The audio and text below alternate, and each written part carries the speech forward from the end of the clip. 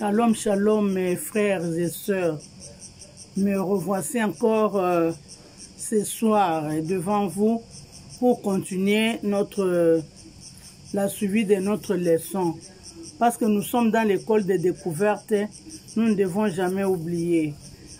Alors, toujours comme on commence par la prière, on prie. Je te bénis Père très saint, parce que tu es bon, parce que tu es merveilleux. Merci Seigneur pour la grâce que tu nous as faite de voir cette journée, d'être en bonne santé, d'être en vie. Merci Seigneur pour le souffle de vie. Nous ne sommes pas Seigneur mon Dieu, mon roi super, pour être en vie aujourd'hui par rapport à ceux qui sont morts. Mais c'est par ta grâce. Voilà pourquoi nous te sommes reconnaissants. Nous venons ce soir encore au bas de tes pieds pour écouter ta parole. Seigneur, parle-nous. Nous voulons t'écouter. Nous voulons apprendre beaucoup de choses. Nous voulons grandir, Seigneur, dans notre connaissance. Saint-Esprit, viens, assiste-nous. Ouvre notre esprit pour que nous puissions comprendre cette parole. Car sans toi, nous ne pouvons rien comprendre. Mais avec toi, nous allons tout comprendre. Dans le nom de Jésus, nous avons ainsi prié. Amen. Mes bien-aimés, aujourd'hui, on va voir un autre nom de Dieu. C'est un nom qui a été déjà vu, mais je vais donner une petite explication quant à ça. Il s'agit du nom Elohim. C'est vrai qu'on n'a pas encore parlé d'Elohim. Quand je vais expliquer, nous comprendrons que c'était déjà vu. Mais avant qu'on y arrive, je vais dire un petit mot en lingala comme en français pour le changement brusque de la langue que j'ai faite sans vous aviser. Premièrement, d'abord je m'excuse pour ceux qui étaient touchés parce que j'ai subitement changé la langue sans pour autant signaler. Premièrement, je ne l'ai pas fait. Si je ne l'ai pas fait, c'est à cause du temps. Parce que normalement, nous courons derrière la montre. Nous sommes obligés d'être devant la vidéo seulement pendant moins de 30 minutes. Alors, comme la leçon de la fois passée était longue, je n'ai pas pu m'excuser parce que je courais derrière les temps. Alors, si je changeais de langage, c'est par rapport à la vision. Car la vision est progressive. Quand Dieu donne une vision, cette vision est progressive. Par exemple, quand tu vas à gauche, à gauche. Après, le Seigneur peut te dire d'aller à droite. Là, tu changes de direction. C'est comme les enfants d'Israël, quand ils allaient dans le pays de Canaan, à un certain moment, ils faisaient pendant beaucoup de temps dans un seul lieu. Et après, le Seigneur leur dit, vous avez fait passer beaucoup de temps ici, levez-vous et continuez. C'est par rapport à ça. Je parlais d'abord en lingala, mais le Seigneur m'a dit que je pouvais être aussi une bénédiction pour ceux qui n'entendent pas lingala, ceux qui parlent français. Voilà pourquoi j'ai pu changer. Alors là, j'explique à mes bien-aimés à lingala. Nasengi bino bolimbi sinde na changé qui langue directement sans que na yebisa bino. Pona nini parce que tozala mingi na temps mingi te. To kuraka mingi na sima montre. Tozalaka na moins de 30 minutes pona koloba. Yangona lokola leçon ya lobby et à la fois passée ezalaki mulai mingi yangona na mona ki moyena na expliquer ezalaki te. Mais bo limbisa ngai. Na lobby que nzambe soka pesi vision wana ezala progressive. Ozo kene na gauche. Nzamba koki koloba na que changer mbalo kene na droite. Olandaka ndenga lobby. Donc Saint-Esprit aloba ki na biso ke vraiment tokokoza la paix bénédiction pour na bato oyo bayokaka lingala te yango wana nde nzambe alobaki ke tokoma mpe koloba na français parce que nzambe alobi ke la majorité bato mangala bayokaka mpe français très bien yango wana ekozala dérangement te mpo na bango nzambe apambola bino. Par rapport à notre sujet du jour dont je disais que le titre était Elohim, nous parlerons de El, Elai, Eloa, Elohim. C'est le nom divin dans l'équivalence hébraïque. Dans l'expression française, cela se traduit par Dieu. C'est-à-dire, que ce soit El, que ce soit Eloa, Elai, Elohim, c'est le même nom. Cela signifie Dieu. Cela signifie Dieu. C'est pourquoi j'ai dit qu'on avait déjà vu ce mot-là, parce qu'on avait déjà vu Elle, qui expliquait que c'était cette expression voulait dire Dieu. Par contre, Elle, l'expression Elle est au singulier. Cela représente les dieux uniques. Les dieux uniques. Par contre, Elohim est au pluriel quant à sa forme, mais un singulier dans son sens lorsqu'il se réfère au seul vrai Dieu. C'est-à-dire que Elohim, le mot Elohim est au pluriel, mais cela représente un seul Dieu. Cela représente Dieu.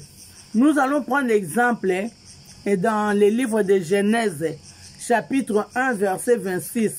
La Bible dit, « Puis Dieu dit, faisons l'homme à notre image. » C'est Dieu qui a dit, « Faisons l'homme à notre image. » Et si nous regardons aussi dans le livre de Genèse, chapitre 3, verset 22, là la Bible dit, « L'Éternel Dieu dit, voici l'homme est devenu comme l'un de nous, pour la connaissance du bien et du mal. » Je n'ai pas pu terminer à lire ces versets parce que je me suis limité seulement aux mots qui m'intéressent. Donc Dieu dit là-bas que voici l'homme est devenu comme l'un de nous pour la connaissance du bien et du mal. Et la Bible dit bien l'Éternel Dieu dit voici l'homme. Donc c'est Dieu qui parle. Alors on va expliquer. Dans le livre d'Ésaïe chapitre 6 verset 8, la Bible dit, j'entendis la voix du Seigneur disant, qui enverrai-je et qui marchera pour nous? Donc vous voyez que c'est Dieu qui parle. Alors le mot Dieu que nous venons de voir, que ce soit dans Genèse chapitre 1, verset 26, chapitre 2, chapitre 3, verset 22, et ces versets d'Ésaïe, tous ces passages, ces trois passages-là, parlent de Elohim. Ici, il évoque la Trinité. Quand il parle ici,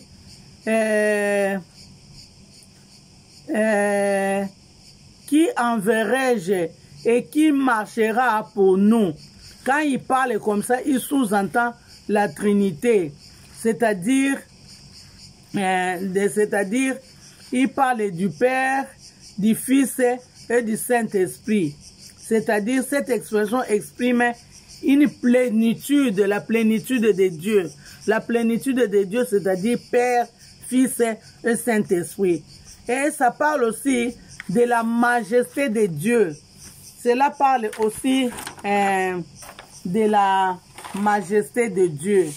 Alors, quand on parle de la majesté de Dieu, cela reflète un caractère de grandeur suprême de Dieu. La majesté de Dieu, c'est un caractère de grandeur suprême de Dieu qui impose le respect, la vénération, la gloire, la magnificence de Dieu. C'est-à-dire quand on parle de la majesté de Dieu, on sous-entend la magnificence, la gloire, la vénération de Dieu. Car il est notre Créateur, il mérite d'être honoré. Voilà pourquoi, quand on parle de Elohim, on voit la plénitude et la majesté de Dieu. Il est notre Créateur. Dans le livre de Genèse, chapitre 1, verset 1, on dit « Au commencement, Dieu créa », parce qu'il nous a créés. Alors, nous voulons maintenant, c'est tout ce qu'on pouvait expliquer pour les mots Elohim.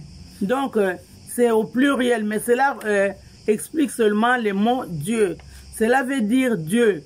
Quand on parle d'Elohim, on voit Dieu dans sa totalité. On voit les fils, les pères, le fils et le Saint-Esprit. Donc, ce n'était que ça.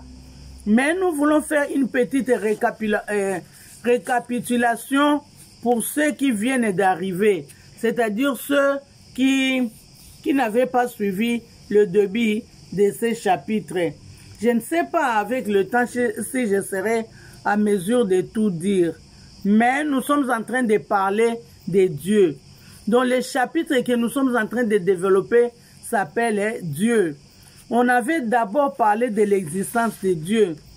Nous avons vu que dans ce monde, il existe un être suprême. Cet être suprême, c'est celui qui a créé l'univers. C'est celui qui a créé l'homme. Il est la source de toute vie et de toute intelligence. Donc, il s'appelle Dieu.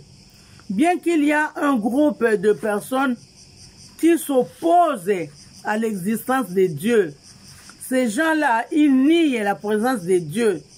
Là, nous les appelons les athées. Les athées ne croient pas que Dieu existe, mais au fond de leur cœur, ils savent que Dieu existe. La Bible les appelle insensés. Dans les livres de Psaumes, chapitre 14, verset 1, dans leur fort intérieur, ils savent que Dieu existe, mais seulement ils déclarent que Dieu n'existe pas pour soutenir leur philosophie. Mais intérieurement, ils savent que Dieu existe. Alors, ces dieux-là, nous les hommes comme les anges, nous sommes obligés de l'adorer et de le servir, car il est la source de notre vie. Ça, c'est la première partie qu'on a vue. Dans la deuxième partie de ce chapitre, nous avons parlé du nom de Dieu, comme nous en parlerons encore dans la troisième partie. On avait dit que chacun de ces noms correspond à une révélation nouvelle de Dieu accordée à son peuple au moment où se présente un besoin particulier. C'est-à-dire que dans le temps, chaque fois qu'il y avait un besoin particulier et que Dieu s'est manifesté, les gens de l'Antiquité ou bien nos ancêtres, quand on parle de nos ancêtres, je vois les patriarches, Abraham, Isaac et Jacob, alors ils avaient l'habitude de donner un nom à ces dieux-là. À tout moment qu'il y avait la satisfaction d'un besoin particulier, ces gens-là ne manquaient pas à honorer ces dieux-là en lui donnant un nom. En lui donnant un nom. Alors, donc, ces noms-là répondent à tous les besoins de l'homme. Là, je vais donner un exemple. Quand, par exemple, Dieu a pourvu, quand Abraham est allé pour sacrifier son fils et que Dieu a pourvu, il a trouvé la solution à la place de la mort de l'enfant. Il a donné un bélier. En ce moment-là, ce Dieu-là, on l'avait appelé Jéhovah Jireh. Et ce Jéhovah Jireh n'était pas seulement le Jéhovah Jireh de ce temps-là. Comme il est le même hier, aujourd'hui et éternellement, il reste toujours Jéhovah Jireh pour nous parce qu'il ne cesse de pouvoir à nos besoins. C'est pourquoi donc j'ai dit que ces noms-là répondent à tous les besoins de l'homme. Alors, voilà pourquoi, pas Pas seulement que nous avons besoin de ces noms-là pour répondre à nos besoins, mais nous sommes aussi obligés de reconnaître ce que ce Dieu-là fait pour nous. D'où il nous demande aussi de l'adorer, de l'élever, de l'exalter par rapport à tout ce qu'il fait. Alors, comme il est la source de tout homme, la source de toute vie, la source de notre satisfaction, alors nous sommes obligés de l'adorer. Nous sommes obligés de l'adorer. Alors, nous avons commencé par donner les noms hébreux. À la longue, nous parlerons, chaque fois que nous donnons un nom en hébreu, nous expliquons comment cela se dit en français. Alors, nous avons commencé par les noms El. El dont je venais d'expliquer là-bas. El qui veut dire Dieu.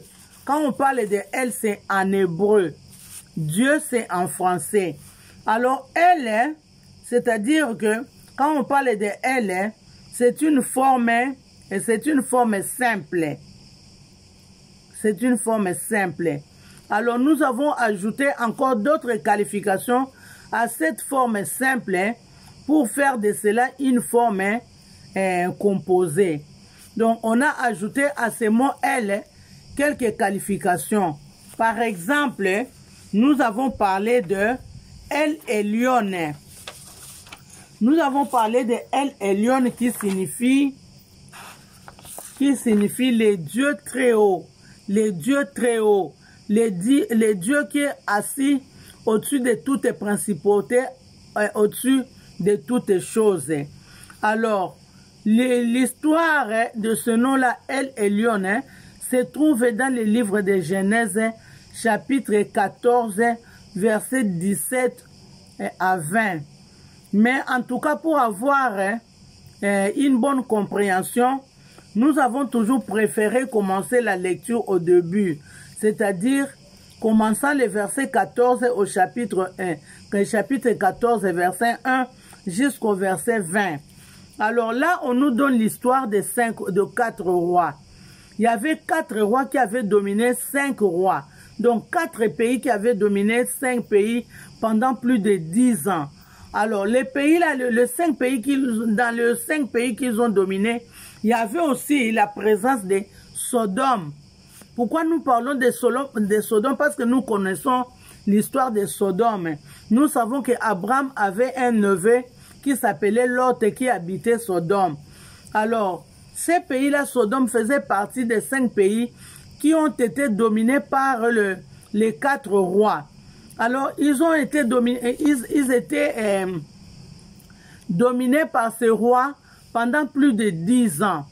Mais maintenant, à un certain moment, ces gens-là se sont libérés. Alors, quand ils se sont libérés, alors les 4 rois-là se sont encore réunis pour revenir combattre les 5 rois-là et les récupérer. Quand ils les avaient récupérés, alors ils ont pris même tous les habitants qui étaient là, ils les avaient enlevés, ils les avaient emportés, y compris Lot, les neveux de Abraham. Quand Abraham a appris cela, il a pris 318 personnes, il est allé combattre ces gens-là et il les a vaincus. C'était vraiment un événement très étonnant de voir que ces 4 rois qui ont pu dominer pendant 10 ans, on va seulement les bâtir par 318 personnes. Alors tout le monde était étonné de la force qu'avaient les gens qu'Abraham avait envoyés à ces combats. Et voilà pourquoi certains rois sont venus pour féliciter Abraham. Entre autres, un roi qui s'appelait Melchisedec. Melchisedec, il était le roi de Jérusalem. En ce moment-là, Jérusalem s'appelait Salem. Il est venu là-bas en bénissant Abraham. Il lui a dit qu'il le bénissait au nom de El Elyon. Donc de El Elyon, le Dieu très haut. Cela a vraiment étonné Abraham. Parce que Abraham, lui, il savait que, à part lui, personne d'autre ne connaissait Dieu. Lui savait que c'était seulement lui et sa famille. Il était étonné de voir un roi païen qui connaissait Dieu en l'appelant El Elyon, le Dieu très haut. Cela a tellement réjoui Abraham qu'Abraham a donné à ces rois-là la dîme de tout ce qu'il avait récupéré pendant la guerre. Alors Abraham lui-même, il a commencé aussi à élever ces noms-là de El Elyon, qui veut dire que c'est un Dieu qui est au-dessus de tout. Deuxièmement, nous avons vu les noms de El Olam. El Olam ici, c'était quelle histoire? Il y avait un roi des Philistins, précisément du pays de Guérar. Il s'appelait Abimelech. Alors, Abraham et sa femme Sarah étaient partis là-bas séjourner à Guérar. Alors, comme Sarah était très belle, Abraham a dit à Sarah, quand nous arrivons dans ce pays, il ne faut pas dire que tu es ma femme, tu vas dire que tu es ma sœur. Alors, Sarah s'est présentée comme étant la sœur d'Abraham et vice-versa. Tellement qu'elle était belle, alors le roi de Guérar, Abimelech, est venu enlever Sarah. La nuit, il voulait passer la nuit avec Sarah. Mais malheureusement pour lui, pendant qu'il s'est préparé à s'approcher de Sarah, Dieu s'est élevé et Dieu a intervenu. Il a grondé à ces dieux-là, à ces rois-là. Il lui a dit qu'il ne pouvait pas prendre la femme d'autrui. Alors Dieu l'a maudit. En le maudissant, le roi avait très peur. Et Dieu a profité de l'occasion pour élever Abraham. Dieu a dit à ces rois-là que toute la malédiction qui est sur toi et sur ton pays, c'est Abraham qui doit prier pour toi pour que cela s'efface. Alors va lui remettre sa femme. Quand tu lui remets sa femme, alors il va prier pour toi pour effacer toute la malédiction qui se trouvait sur toi et sur ton pays. C'est ce que Abimelech avait fait. Tellement qu'il avait peur, il a appelé même ses sujets. Il leur a parlé comment Dieu l'a grondé la nuit et ils se sont présentés devant Abraham. Il n'était pas parti mais bredouille. Il a amené de chevaux, des moutons, de bœufs pour donner à Abraham en signe de récompense par rapport à ce qu'il allait lui faire. Alors, ils sont devenus amis. Finalement, ils ont conclu une alliance. Parce que le roi Abimelech, comme il avait très peur de Dieu, il a dit à Abraham de ne jamais faire encore ce qu'il a fait à lui et à toute sa postérité. Et alors, il a conclu une alliance avec Abraham à Beersheba. Quand il est rentré, Abraham a proclamé en ces lieux, là où ils avaient conclu l'alliance, il a proclamé le nom de El Olam, qui veut dire le Dieu de toute éternité. Tu vois que Dieu savait déjà que Sarah était la femme d'Abraham. Alors même si Abraham ne lui a pas dit d'aller intervenir, Dieu a intervenu parce qu'il savait que c'était comme ça. Mais en réalité aussi, Sarah était la sœur d'Abraham. Ils étaient des frères, ils étaient des demi-frères. Ils avaient un même père, mais ils avaient de mères différentes. Je sens comme si je ne vais pas finir cette récapitulation parce que l'heure avance. L'histoire dont on venait de parler de El Olam se trouve dans le livre de Genèse, chapitre 20. Normalement, Genèse, chapitre 21, versets 22 à 33. Mais pour connaître toute l'histoire, on a commencé à lire le chapitre 20 du verset 1 au verset 18 et le chapitre 21 du verset 22 au verset 23. Alors, après ce nom de El Olam, nous avons aussi parlé de El Roi. Alors, El Roi, c'est le nom de Dieu. Ce nom-là, c'est Agar qui avait prononcé ce nom-là pour la première fois.